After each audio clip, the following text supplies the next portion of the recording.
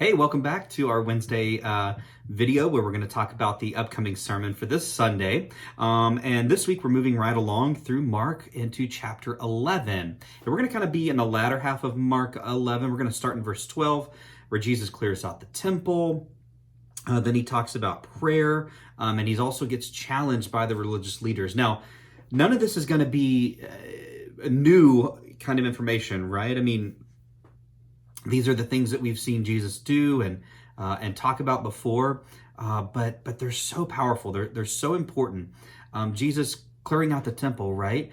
Establishing his authority, right? I mean, and that's really kind of what this second half of chapter 11 is about, especially leading up to his death, right? He's just entered Jerusalem. This is where he's going. He's establishing his authority, not just as a great teacher, but as truly the Messiah, the Son of God, that we saw way back in Mark chapter 1, where Mark declares right out front, this is who this guy is. What's he been doing all along? He's been establishing this is what the Son of God looks like. And here, as he comes into Jerusalem for the final time in his life, knowing probably that he's going to his death, he enters the temple to teach. And what does he see? He sees things going on that should not be happening, right? The normal, exchange of livestock is okay, but what is Jesus upset about? Well, we're going to talk about that.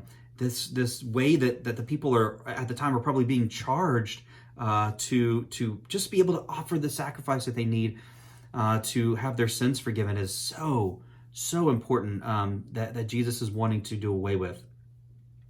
But there's also instruction about prayer. There's this weird moment with a fig tree. It's just a fascinating chapter that everything's kind of, it's just condensed. His life is now being condensed into this, we're getting these quick snapshots heading up to his final moments. And so every word, every sentence is just, they're all so important, but I don't know, I always feel this, this third time that we've done this reading through a gospel together, there's this anticipation that's building in, and I want to hang on every single word because these are the words of Jesus. This is the life that he lived, and I want to see and take away the most that I and that we can together.